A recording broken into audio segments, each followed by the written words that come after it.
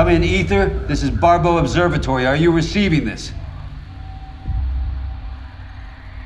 Is anyone out there? This is Ether. Does anyone copy? We're not receiving anything. That puts our last contact with Mission Control at 3 weeks. Why is it so quiet? That's Ether. It's a spaceship that we hoped would be our future. I have to warn them about the conditions on Earth. I don't know all the details. It started with a mistake. There is an antenna that's stronger than ours. We get to that antenna, they'll hear us. Take a deep breath. In our galaxy alone, there are billions of stars. At least one of them has the potential to support life. Been thinking a lot about time. Why one person lives a lifetime and another only gets a few years. We made a promise to our families. You want to be an explorer. Cut to my voice! But while you're doing all that, your own life is just slipping away. That's why I have to contact them.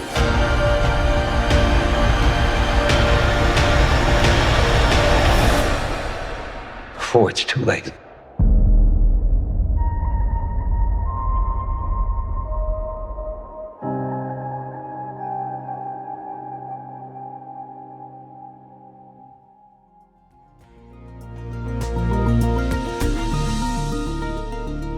Hello, and welcome to the Cinemondo podcast with Kathy, Mark, and Burk, talking about movies. Horror, sci-fi, unusual, unknown, forgotten, underappreciated, always interesting. How is everybody? Hey, what's Hi up? there. How's it Happy going? New Year. It's a new year, lots of new movies. Yay. Yay. Very excited. Yeah, I like that trailer we just saw. Yeah. That's Film, so cool. It was a great trailer. The Midnight Sky, the new Yeah. film. Directed Very and serious. starring George With that Clooney. guy, What's his name again? Batman, George Clooney. Yeah. George Clooney. With I a love big old George beard. Clooney. I I love do George too. Clooney. I do. George Anyway, Clooney is any form. always, he's always good. Always great. I love his wife. Totally have a crush on his wife. She's amazing. Everything about George Clooney is cool. Yeah, he's got a gravitas, the quality of actor that just he's like a movie star in the old-timey sense of movie star. You know what I mean? There's not a whole lot of them anymore.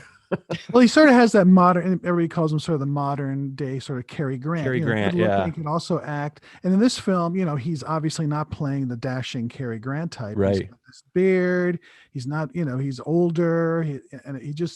He's obviously not the same type of character. He's somebody that's hurting, Yeah. And he's a It's depressed a pretty guy. somber movie. It's a Looks kind pretty of bad a in the trailer. yeah, like grim and cold, and he's Grim and trudging cold. through the snow, and his beard is all iced up and everything. Mhm. It's really hard to do. The hair and makeup effects people did a great job of that. It's But like, behind underneath all that is a good looking guy still. Sorry. Yeah, he said everybody's saying he looks so bad. People didn't recognize him. I'm like, nah, he didn't look that bad, and I recognized him. So yeah, you can kind of I don't see think George he looked Clooney that in bad. there. I mean, he's too good looking to let a beard get in his way. I mean, seriously. Well, that film is The Midnight Sky, which started streaming on Netflix, I think on Christmas Day or Christmas Eve, right around that time. So that's the movie we're going to talk about on today's podcast. But first, we'd like to mention our brand new spiffy YouTube channel. So just go to Cinemondo Podcast on YouTube and So much fun stuff. a lot of new content for the new year, and please subscribe. You hit the subscribe button. And the thumbs up button, and It's probably down here subscribe. somewhere. Yeah. Somewhere around down here. In that general region, and Yeah.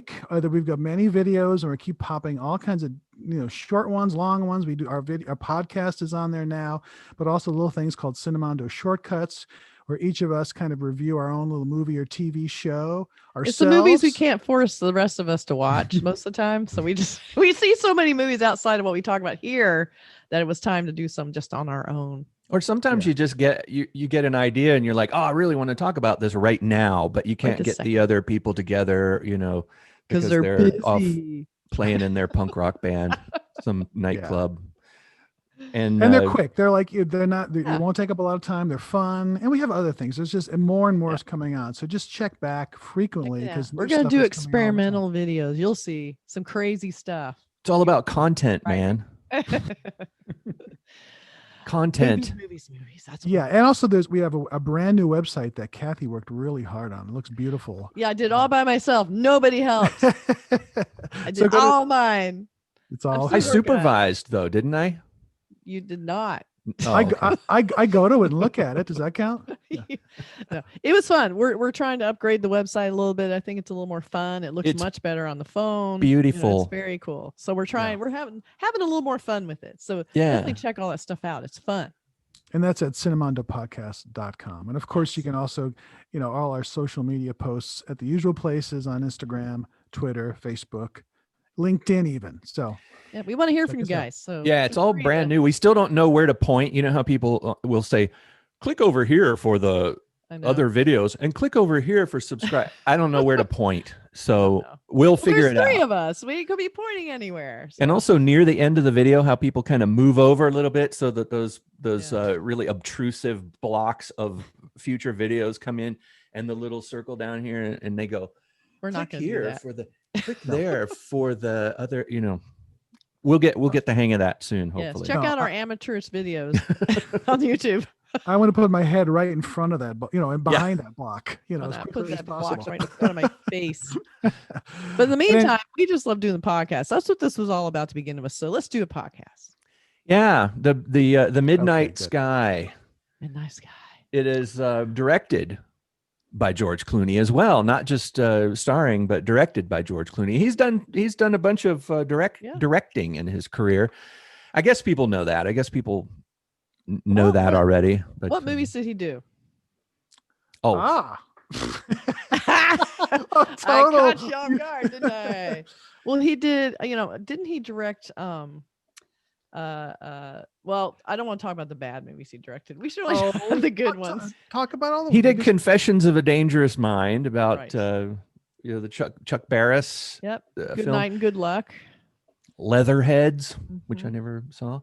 Ides of March. I liked Ides of March actually. I thought that was really good. Ides of March.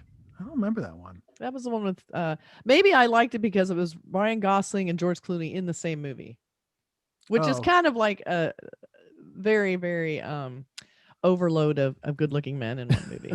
Yeah. And then did he do something? And they're like, yeah, whatever. Next.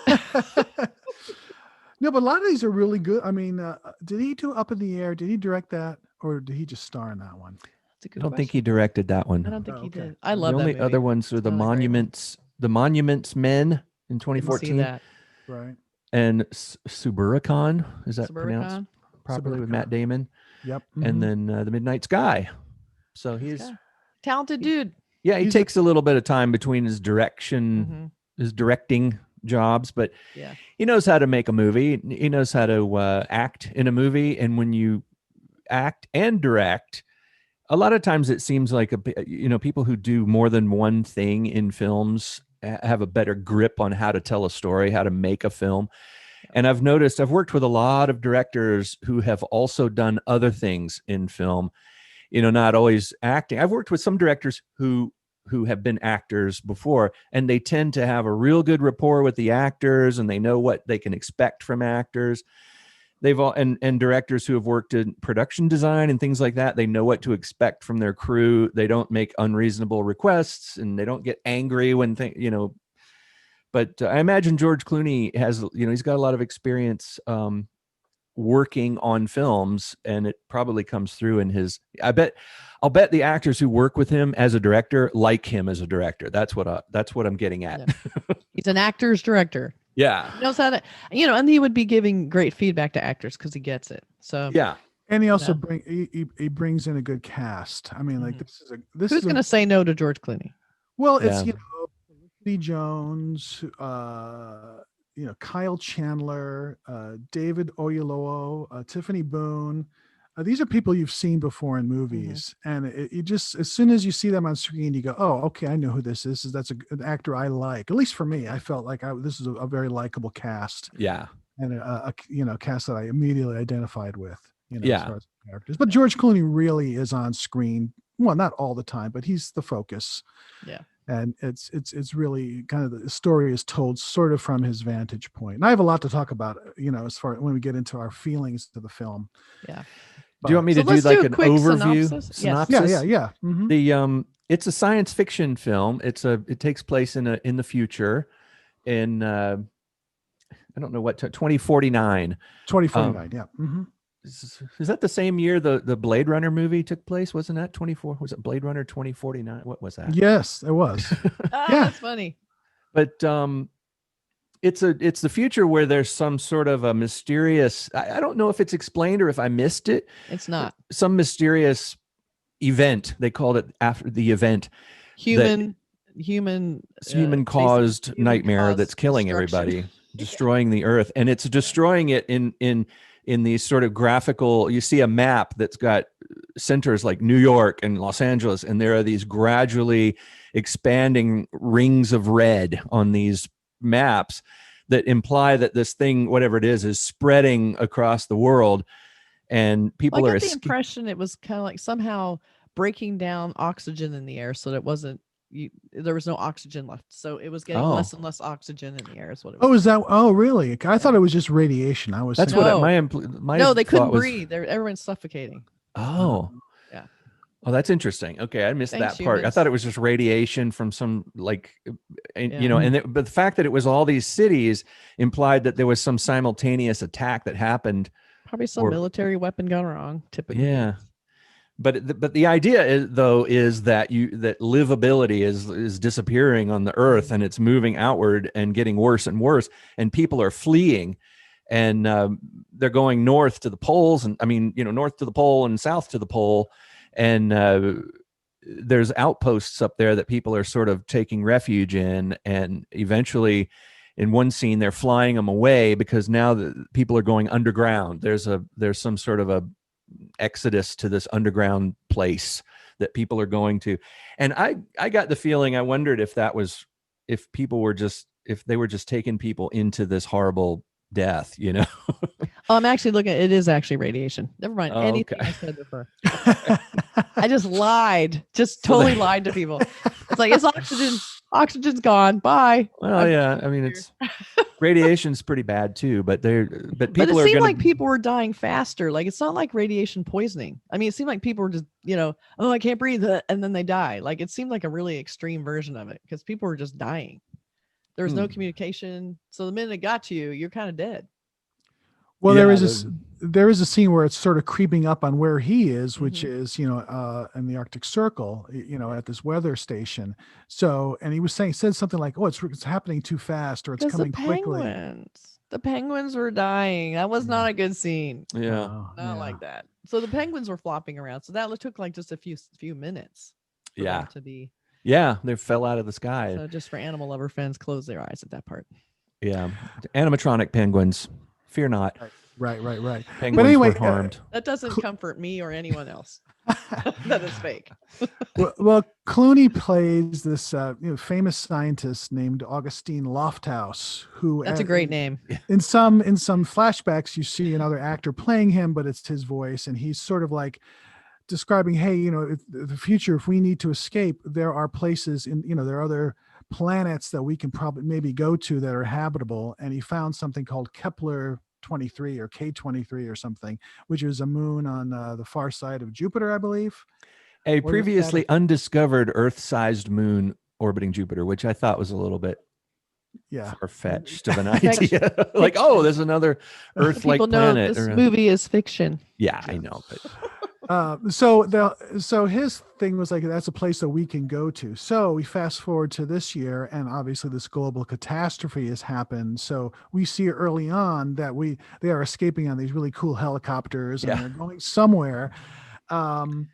But there are also these exploratory ships that have been out in space. I'm going to guess them, based on the screen, there were 20 ships that went out with crews of 5 or 6 people going out to try to find either this planet, by Jupiter or something else. And because humans need another planet to ruin, so we have to send people out to look for one.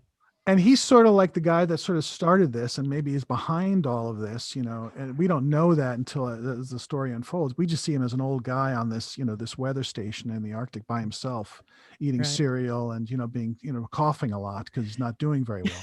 He's got terminal illness. Right. And is it cancer? That's my guess. Yeah. But wasn't he kind of chemo? He was doing blood transfusions or something. It looked like, and then one of the characters said, "Without your transfusions, you'll die." And he's like, "I know. I'll either die there or die here." It was kind of a thing where he just decided. He just decided to stay there by himself and not take up another seat on the escape ship, I guess. Right. But I think the defining moment in the film that we won't go too far beyond is after everybody has fled and he is alone in this Arctic station. Just, I guess, he's going to just live out his last days there in this isolation. He discovers that there's a little girl who stowed away, and and it's like, so it becomes a buddy movie a little bit where he's having to deal with, he's this grizzled old guy who doesn't really care too much for children, apparently. Kids. Yeah. And suddenly there's this little girl there who's like, who doesn't say a word. To worry about. Right. Yeah. Yeah. But it also gives an opportunity for a person to develop and discover their own humanity, whereas I like the scene where in the very beginning when he discovers her and they're going to bed, and she kind of brings in her blankets into his room. He's like, nope. No. Like takes her back to her room across from him. He's like, you're not sleeping in here. And then he goes to bed, and then in the middle of the night he wakes up and he sees her bringing her blankets back in to just sleep on the floor. And he's like, all right. I think he acquiesces to her a little bit just because, he's had some blackouts. There was like a kitchen fire and some other stuff going on. So he goes, maybe I need to have somebody else here just in case I do something, so. Yeah. And then the exploration spaceship that has gone to this planet that he discovered and checked it out. They went down to the surface and they discovered that, this is a viable planet, a viable option. Really cool down there. Yeah. They came back, and the idea is they're coming back to report, I guess, that the planet is livable, but they've lost contact, of course, because everything is going nuts on the Earth. And, it's not a spoiler to say that George Clooney is basically telling them, don't come back. The Earth has right. Well, the bucket. Like when they are coming toward Earth and they're trying to communicate with Earth, they just assume that the equipment on the ship is faulty. So they still don't think there's anything wrong with Earth till like pretty much the last minute. So the whole time they're trying to figure this out, going, we've run all the diagnostics we can. We just can't seem to get this communication equipment up. And I could see that being the problem, because you would never in a million years think that, there's just no one there to talk to. Right. And also there was another 20 ships out there, and they can't get in contact with the other ships. And so they don't know. Well, we know that they're really the only ship left, at least according to, George Clooney's, screen. I think it said like disabled or unable to communicate or whatever the word was. It was in red. Yeah. And there was one ship, the Ether, which is the ship that is still around, was in green, saying, in communication or something. Or so the second part of the story is this crew of, I believe, 6 on this ship coming back to Earth, trying to report back, but not getting in touch with anybody. And they're nervous about like, what's waiting for us back on Earth. We have to go back. So those are the 2 main storylines. And that's about all we should go into. There's there's events. There is an ending and all that kind of stuff that we don't want to talk about. It does have an ending. Yeah, it does. It does in fact come to an end. That was a spoiler. The movie ends. Well, it was really almost like 2 movies in one. Like I felt we had one kind of cool, outer space spaceship movie, and then we had a kind of isolation, apocalyptic kind of movie on Earth. So you kind of got 2 for 1 in this movie. Yeah. And one of them starred George Clooney. Yeah. One was George Clooney. The other one had Felicity Jones and Kyle Chandler and a few others. And their story is kind of like an epic space adventure, because they endure meteorites and all kinds of horrible things happening to them in space. Yeah. They have the spacewalk with the invariable meteorite shower, and then they have holographic decks or hologram decks, much like Star Trek. Holodecks. Yeah. So, but it's still, I thought the effects looked really cool. And it looked good. And production design was great in it. Yeah, the Arctic outpost was really cool. And it was beautiful. Like George Clooney's left all alone. I mean, that was not a bad place to die as you looked at it. Like he had this big, like totally scopic look of this beautiful, like Arctic tundra, like amazing. It's not like he's stuck in this little shack, like what you imagine that the Arctic kind of outpost look like. He had this big, super cool, like high. It's very modern. Yeah, everything's silver and. So it was, if I had to choose and you knew you were going to die within months anyway, I probably would have stayed too. It was just amazing. Yeah. Plus you get as much all brand flakes as you want. Exactly. Right. And they had those little frozen dinners that looked pretty cool. That was I'm like, that's not a bad way. Starve. might even have some ice cream up there, Yeah. And there are a lot of cool animals there for a while anyway. Yeah, there's a lot to talk about at this point. If we go into it, then we're going into spoiler territory. But we can talk about our opinions of the film. Yeah. There's something I really want to say, but it would give away the movie, so I'm gonna. Okay. I can't. But it's so my one. Just say you did. Okay, yeah, you're right. I see what you mean. Well, here's the thing: we can talk about what we liked and what we didn't like about the movie, or what happened. But I have a theory that's probably a wild, whacked out theory, which I'd love to tell you about, but I can't because. Well, should we wait and then do a thing at the very end where we say, okay, from here on is spoilers? Mark's big spoiler at the very end. Mark ruins everything. We'll put in a card saying Mark's major spoiler section. It's not a spoiler. It's just my thought of what happened in the movie, which is a way out theory, because we watched the movie. It obviously happens. And then he goes on this adventure because one thing we can say is that he realizes he wants to get in touch with the ether, which is the name of the ship. And there's there's a bigger antenna, miles away, but it's obviously you have to go through the winter of the Arctic, and it's treacherous and stuff. So and the radiation was kind of encroaching on the current station. So that's why we saw the sad penguins, is that, that eventually they were going to die there if he didn't get out anyway. So it made sense for him to move out of the range of that. And it was inside like a mountain cover in a way, so that it would take a lot longer for the radiation to seep in there on the wind. So radiation. Or this thing that can help you breathe. This oxygen thing.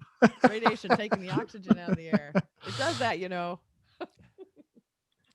But it's a big movie. I mean, to me, that it was like it's like well mounted. I thought some of the stuff, the Arctic, the weather, it felt really, it was well done in that sense. However you thought about the film. Yeah, and however you felt about the film is sort of the segue into, should I tell you how I felt about the film?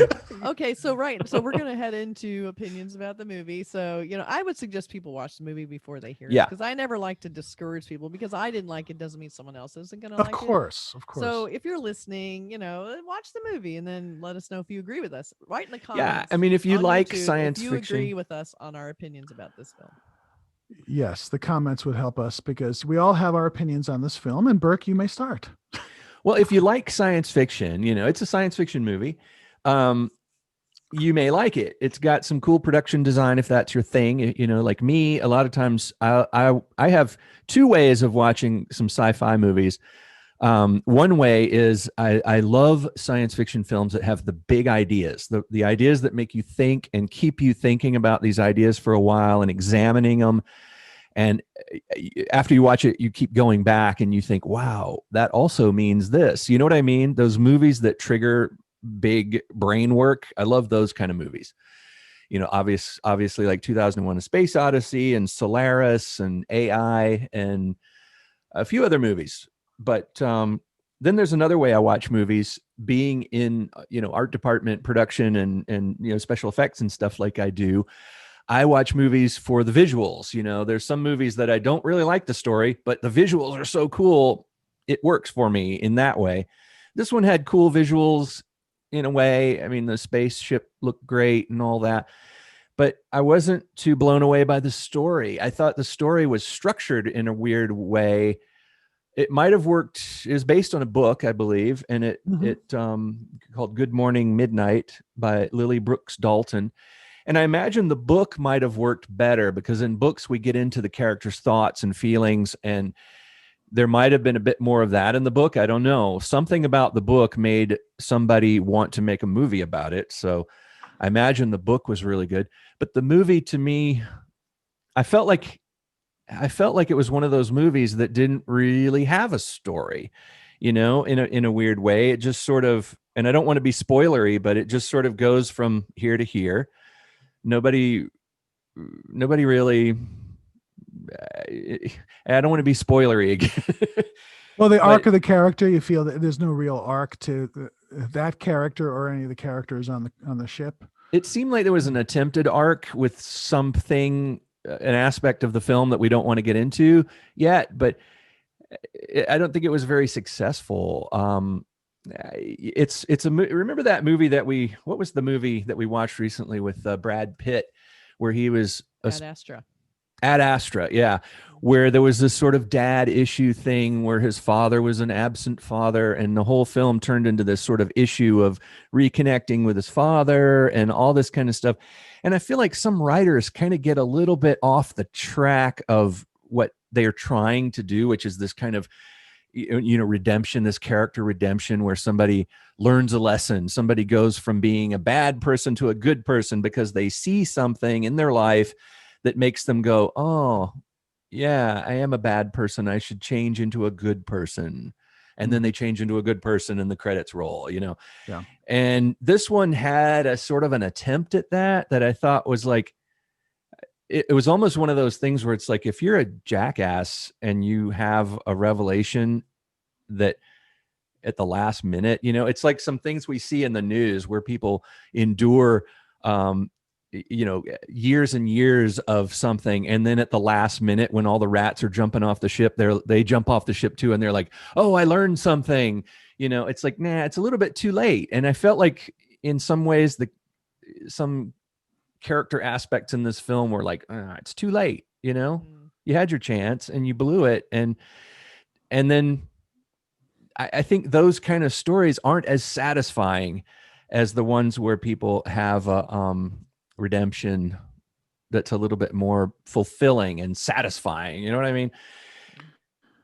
I agree with you that the story is sort of all over the place, because it really is it's his story, it's the crew story, and then there's the backs, sort of the flashbacks, which were sort of like thrown in there, and I'm not sure they were really needed. I didn't really understand that whole sort of connection. That was a part that didn't work for me. But there were a lot of, I think I'm less of a discriminate sci-fi fan than you. I think there was a lot of things about the movie I did like. No, I understand what you're saying, and they're valid points. But I think sometimes the imagery, some of the shots really sort of worked for me. I like the cast.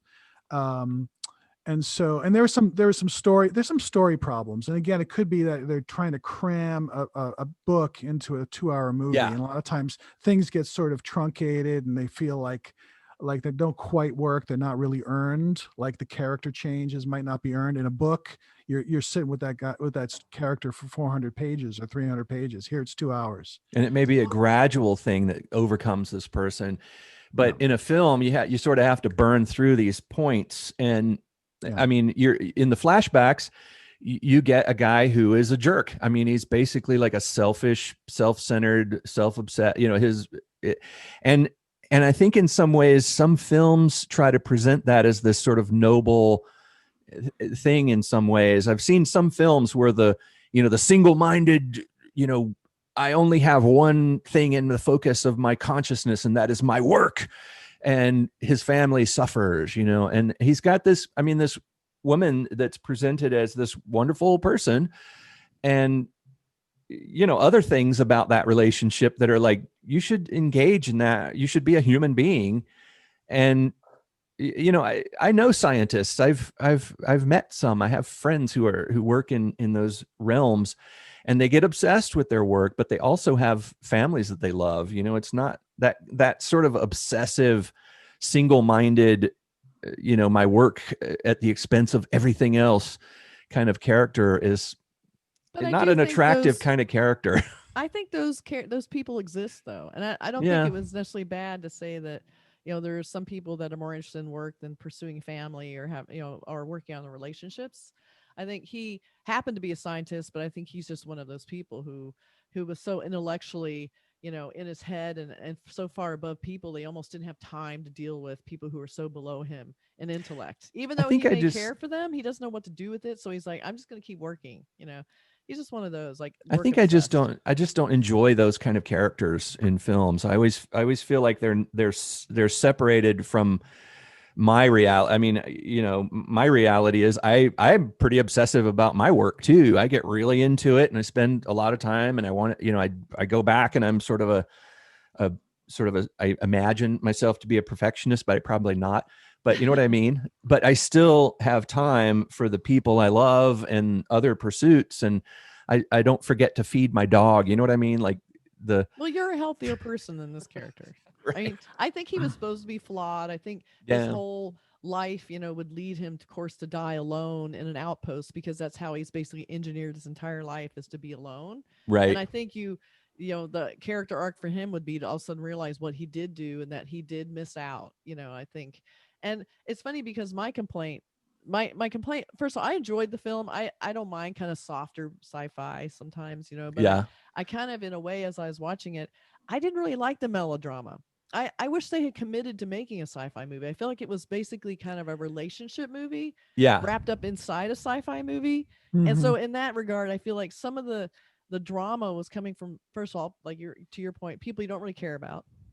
You don't really know any of these people. Even the flashbacks, you barely see them. Do I give a shit if his wife left him? No, not really. No. Yeah, so no, it's like, exactly. I don't really care. And so I care more about people on the base and on the ship. I almost feel like the ship was almost a distraction to me, because I didn't really care about those characters either, really. I mean, I didn't really get to know them. I think probably the closest we got was probably Kyle Chandler, because I know who he is. Right. But I feel like, Kyle Chandler's in this. He's going to have some stuff to do. He had nothing to do. They didn't give him anything to do. He wasn't a big character. It was like Felicity Jones's character, and was the big, and that goes to my point. I don't know if this is just trying to cram too much into a script, because there's so much in it, but there's a coincidence in this movie that is impossible to believe. Impossible to believe. Yeah. To the point where I watched it, I go, okay, now this is my crazy theory, and I'll just mention, what if it's not a coincidence? I don't think it was a coincidence. I think you're right. I don't think that's crazy. I think he was fully aware of what was going on. Really? Yeah. Okay. I think he pursued it because he knew, so I know we're talking in weird circles right now, but there is kind of I almost felt like when I first saw it, I thought that was really convenient, tied up all loose ends, ended in this perfect circle, done. I'm like, I would have liked a little more loose end, a little less explanation, a little less coincidence. That wasn't a coincidence, it was a little trite. But that coincidence, and I'm talking about, the fact that, this one particular ship out of 20, this one particular one, there's a connection there. Mm-hmm. That's just impossible to believe. Like I said, I can't believe in a smart, maybe in the book that would be like, it was just that just happened to be, that. And I'm just like, that just doesn't work. What if it's something else? What if there's some nefarious something going on, which I thought would be really more interesting. But it was just sort of like, that'd be cooler if that's really what happened. That Augustus Lofthouse isn't the greatest guy in the world. I mean, he's a real asshole, like a real Kenneth Branagh and Tenet kind of a guy, Oh, he cared more about the earth than he did mankind, something like that. That's interesting. His end is coming, and so I'm this this brainy world famous scientist. This was my plan all along. Maybe he triggered the event himself, being a brainy scientist. That's what Wow. That's what I was thinking. I And could if love that that was idea. the way, if that makes it kind of a more interesting film, because I thought that Yeah. coincidence was just insanely Yeah. ridiculous. Yeah. It was ridiculous. Just it's like that would not pass muster in first draft of any script. It Unless just it wouldn't, happened in unless the that was book, the right? well, unless it was if that was the only ship that went out, then you go, okay. But if that's the one out of 20 or 30 ships, and that's the only one that made it, and the other 29 or what are gone, it seems ridiculous. Was there 29 ships or Well, was there's a scene where he's early on where he's in front of a screen and there's all the ships and there's there's next to the ship's name is this word in red. I forgot what the word was, like disabled or unable to communicate. Yeah. And the only green one was the Ether, which was the ship that we get to know was the one ship that was still out there that was interesting. functional. So I anyway, like that. I did really like, as they're coming closer and closer to Earth, they're still having trouble believing it. They want to see it. So they look out and they finally see Earth. That was, I thought, incredibly powerful, heartbreaking to see the Earth like that. Yeah. And I feel like that's our future, basically. You saw it looked like it had this kind of just green, almost like it was diseased. It looked really sad. And I'm like, that's what we're going to do. Basically, we're on a one-way track to this ending of Earth. And it's going to wipe out all living things. And then maybe in a few million years, it'll come back. But that to me was super heartbreaking. And then I was like, I really don't care if all the people got killed on Earth. I was like, you know what, you guys, turn back, go back to this other planet. Let's just leave Earth alone for a while. Just leave it alone. The Earth looked like it had sores. Yeah, it was so, it just broke my heart. But I liked how they kind of put you in the situation of like, what would you do? Would you turn around, or would you want to go to Earth and just see if you could find your family and make sure that what you're seeing you can really believe? Like, do you want to go back to Earth and just end it there? Or do you want to go back to this unknown, not knowing what happened to your family? So I like that they put the characters through that decision, and you kind of in your head are trying to figure out which way you would go. I would go back to the planet for sure. If I'm on that ship going back, on the shuttle going back, halfway through, I said, can we turn this around? I know, what the fuck was I thinking? Yeah. I would go back, and the planet looked really cool. I mean, it was like, it looked like Earth, but like everything was kind of reddish, but then you had this massive planet in the sky. Like, it was really, Jupiter takes up almost the whole sky. It was so cool. Yeah, so I really Chesley liked Bonstell those painting. Yeah. I like those visuals, but I just, personally did not like the melodrama stuff. I didn't like, of course, once the female's pregnant on the ship, of course, because women are always pregnant. And I didn't always holding everybody back with their women thing. Exactly. The soap opera aspect was just, I just did not care about the wife, didn't care about his relationships. I just cared about him with this little girl, trying to save himself and her in the Arctic. That was fine. Yeah, there was some garbage. it was wildly uneven because you had some really cool moments, then you had like corny, Sweet Caroline singing or whatever, that kind of just like groan inducing, like it's just, why is that in there? What was the choice? It's a trope, that whole thing of singing while you're, remember in The Abyss, and it's like so many movies where it's like they turn on the rock and roll, and it's like, we're going to turn up the music and we're going to have a musical montage right now where one of the characters is like, and they turn on Bad to the Bone or something, when they put on their armor, and that's a trope, and here's something else I want to talk about. Speaking of tropes, there is a movie that was made in 1972 or was released in 1972, Tarkovsky, film, Andrei Tarkovsky, Russian director. And this movie, Solaris, is a movie that I compared to 2001 as far as its impact on your mind. And another aspect of it is that it's very pensive and very meditative and has these long sequences of here's a time in the film for you to think about what's happening. You know what I mean? And there's a way to do that. And then there's another way that is done where it just comes off as sort of boring, Well, you remake it with George Clooney. Well, yeah, here's the thing is that they made a remake in 2002 of Solaris with George Clooney, which is also a really good movie. It's, it's directed Steven Soderbergh, so it's a good quality. It has that pensive feel to it, not quite as much as the original, but it's got music. The music in Soderbergh's, Cliff Martinez music in Soderbergh's is this sort of droning kind of really cool music. And the music in The Midnight Sky reminded me of that music. I remember when I was watching the movie, I was like, oh, that really sounds like the music from Solaris. And then I went, oh, George Clooney was in Solaris, the Soderbergh Solaris.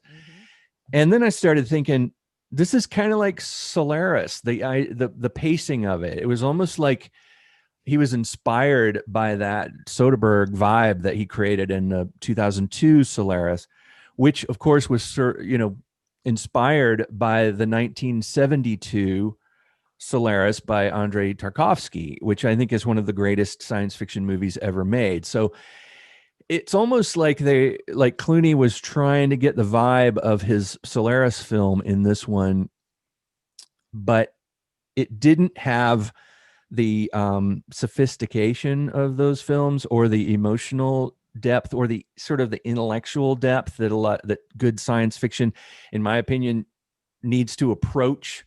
It needs to dive all the way into, or at least get close to, with Solaris, the idea is that there's an intelligent planet that thinks it's communicating with humans by giving them back things that they've lost, right?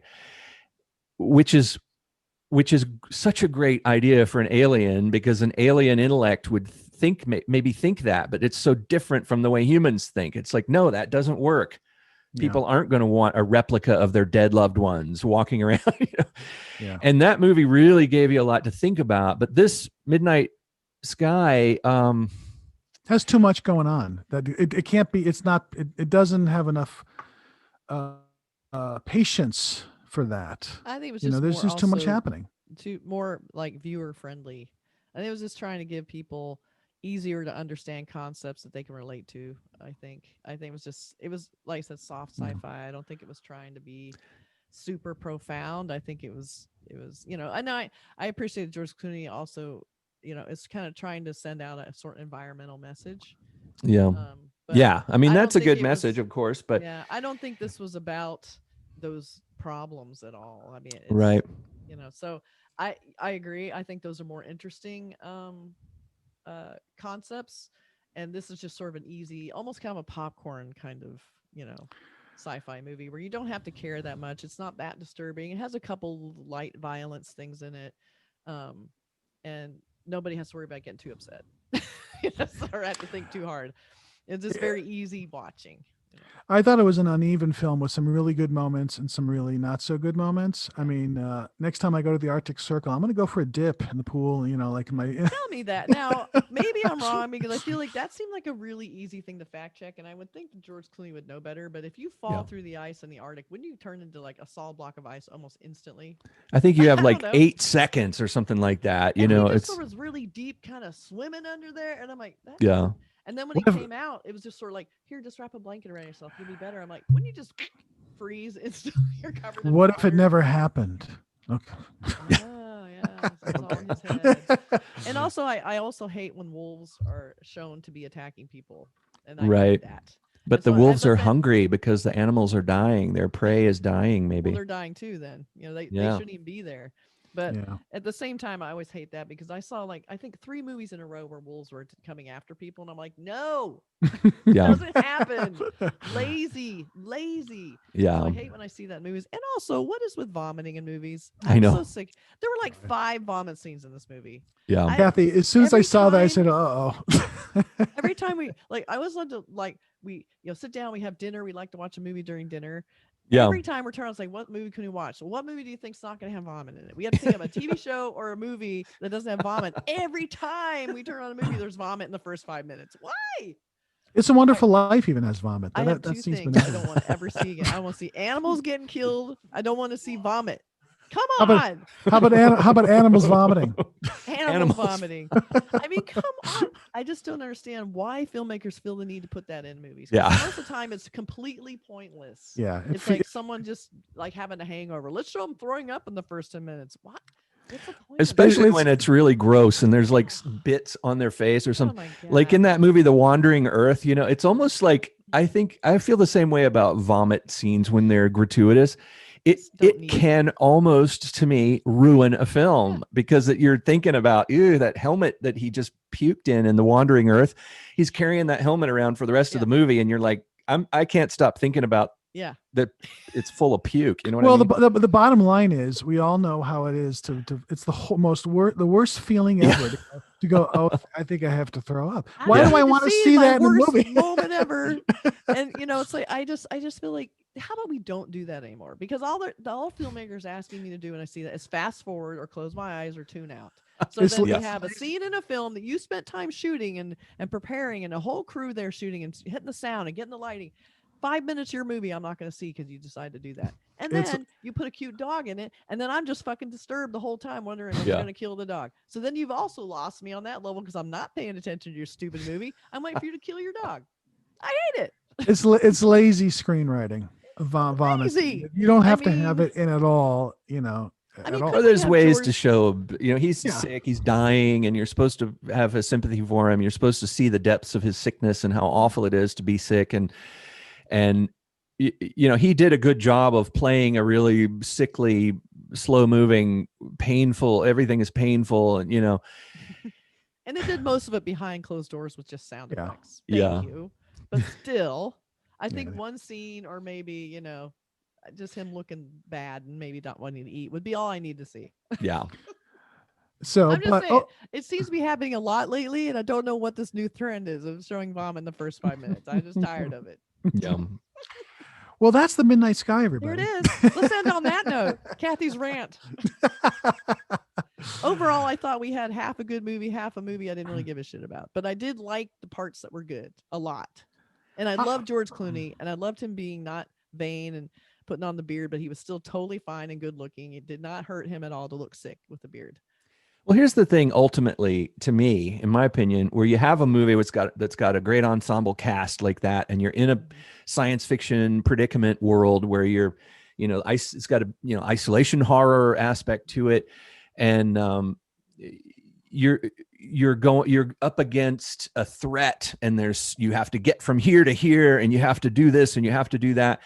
And there are movies like that have gone into my mind and never left, like Aliens. James Cameron's Aliens is a similar kind of movie where you have a group of people that are in a situation that's really grim and awful. There's tons of other movies, The Thing, where you're isolated in the same neighborhood, actually. But you've got this incredible cast, and you really, for some reason, there's some magical aspect of storytelling that I want to, whenever I talk about The Thing, I want to go into the room and watch it. I love that movie so much. It's so fun from beginning to end. Unfortunately, Midnight Sky is not really a movie that I want to see again. And I hate to say that about a George Clooney film that they put a lot of love and effort into. And it does have a few, cool moments and cool things and thriller moments, but it didn't have that thing, it didn't have that special magic like Aliens or The Thing or any number of films that we all remember and love. Like, what is it about a movie that makes you love it and carry it with you? What's that? Bill Paxton. Yeah. No vomiting. No vomiting, Bill Paxton. Yeah.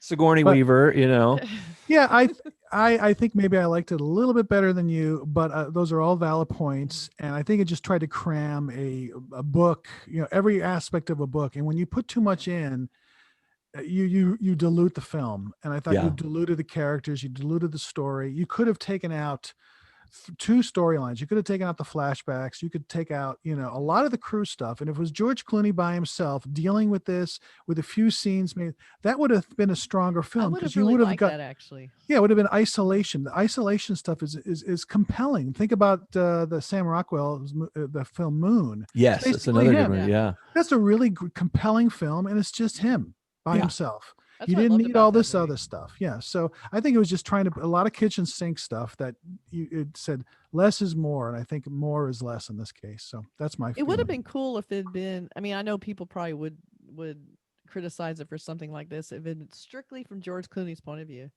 All of it stayed the same, but everything that had to do with the ship was just over the comm.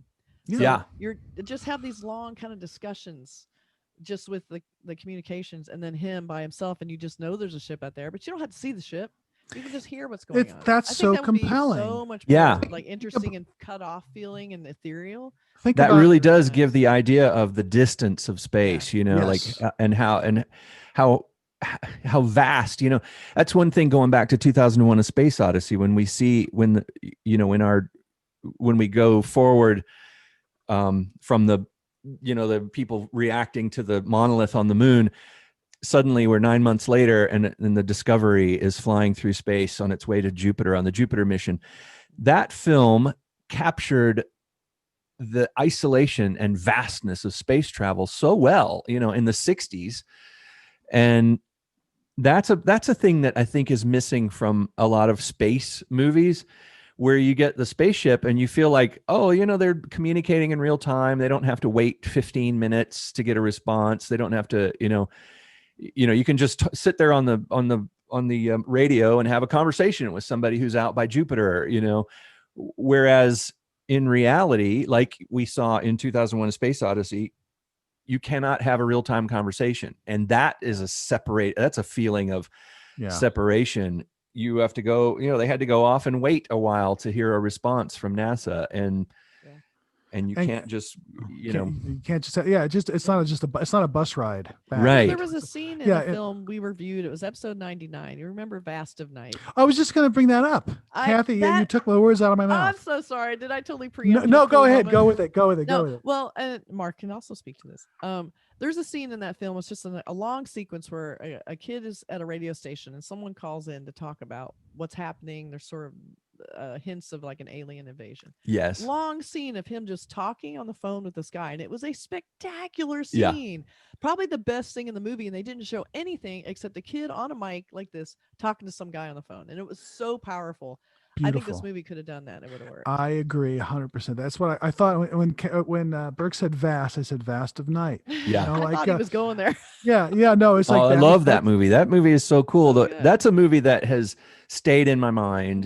Mm-hmm. I think back to it every once in a while.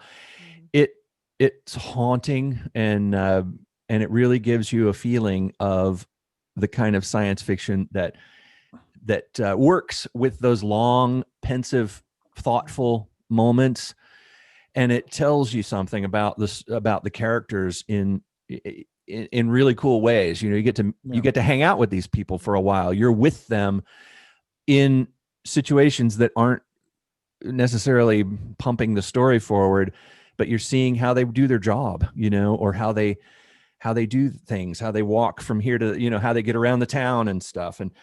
And with the Midnight Sky, I felt like, and I hate to say this because it sounds like a real insult to the film, but I feel like it was just tropes. Like there was a scene where, you know, I mean, obviously in films like this, there's going to be casualties. And there was one scene where I'm like, oh, okay, I know what's going to happen here. And it did, you know, it happened in almost exactly the way that I've seen it happen over and over in other films. But it was kind of a cool scene, though. It was cool, but it was tropey scene. Yeah, no, again, it goes back to the script. It was like there was a lot of, you know, stuff that we've seen before. And again, if they had just made it quieter, smaller, had him by himself, isolated, by himself, and having these radio, that quiet is not boring. That's so yeah, good. That's George Clooney on a radio is fine with me talking on a microphone. I mean, but you know those tropes though. You know, like the guy. It's a war movie, and there's a young guy from Biloxi, Mississippi, and he's like, "Here's a picture of my girlfriend. Yep. We're going to get married when I get home, and I'm getting my home leave next week. Next week. It's only 6 days away." And it's like, what's going to happen to him? Yeah. It's like the cop who's like, "I'm retiring tomorrow." Yeah. Well, or like after a scene, like, you know, a rock and roll scene or a fun scene where everybody's laughing and singing "Sweet Caroline," somebody's going to get nailed. Yeah. You know, that's coming. Something's going to interrupt their fun time. Soon to follow. Well, so okay. Our thoughts, a wrap up is, I thought it was an easy thing to watch, pleasant enough. You get to see George Clooney. I always like seeing him, and it has its problems, but it wasn't that hard to watch, and I enjoyed it enough. Yeah, It and you wasn't already have the best Netflix, so film. why not watch it? You know, It's It's a free. big movie. It's a big movie. It Yeah. looks good on the big TV. So I watched it. I despite all my problems, I did enjoy it. I wasn't bored with it. It was just like, oh, okay, there are a lot of issues with it, but Yeah. I still watched it. So anyway, yeah, I didn't have one of those moments where it was like, is this over? Yeah. Like yeah. it wasn't that kind of a movie. It was Right. it was compelling in some ways. There was some great stuff in the like Kathy was saying. I wish it had just all been the Arctic, Mhm. because some of those adventure in the tundra kind of things were great. Even though you wouldn't survive it, falling into the water and seeing, something important floating Yeah. away, just sinking. And The snowmobile stuff was cool. So, Yeah. it was neat, Yeah. but, And also, like, wouldn't you love that he's just on the radio and he keeps trying to communicate to him, and then they're kind of explaining the things that happen that we saw, like the walk that goes bad or the things that are happening. You just hear about them and you get to hear Yes. the emotion so much better. yeah, Didn't Yeah, see they to just- see it. you would They- imagine it. Your I can see people imagination would. complaining that would be boring though. Like, that's just boring. but no, it wouldn't be. So much It's better. Well, not boring. here's the That's whole thing. point. The first Solaris, I was talking about Solaris before the first one in 1972. There's one of my favorite scenes in the movie is somebody describing something that happened. The scene, Mhm. everyone listening to this needs to go and watch 1972 Andrei Tarkovsky's Solaris. That is one of the best science fiction movies ever made. It's got so many things in it that are what Kathy's talking about as far as being compelling and haunting. And that film haunts me to this day. It'll haunt me for the rest of my life. I love that film. Less is more. Yeah, it certainly can be. Yeah. Yes, it is. It is. But So- that's it. The Midnight Sky, it available is. on Netflix. George Clooney, Kyle Chandler. Check it out. And if you disagree with us, please let us know by commenting on our YouTube channel if you're watching it there, or through cinemandopodcast.com or any of our social media. Please, and also visit the channel anyway and hit the subscribe button and like all our videos. We have many, and we have many more coming. And please And, tell us why you agree with us or why you disagree with us, because we love, obviously we love talking about movies, but we also enjoy typing about movies. So we will respond to you. Absolutely. And if you write something really compelling, we may read some of these comments on the show. So we would love to be able to hear what you have to say. And people have put in our comments section movies that they want us to review, and that's always really good because it might be a movie we've never seen and We might need to review see. Solaris after all this. Oh yeah, I would Yeah. do a whole episode on that film, the 1972 Solaris. That's a this movie made me think about that movie, which is one kudo. Right. All But right. thanks for checking in on us, and please check out our YouTube channel, and a lot of fun things to watch on there, including this podcast, of course. Look at our videos right here and comment Just here. keep watching. Watch the Yeah. playlist. Right here. Here, hit the subscribe button right here, my forehead. Okay. Just hit Mark. That's all. Just hit me. Just punch All me. right. Okay. Take care, everybody. Thanks for watching and listening. Bye. Take care. Bye, everybody. Cinemando signing off.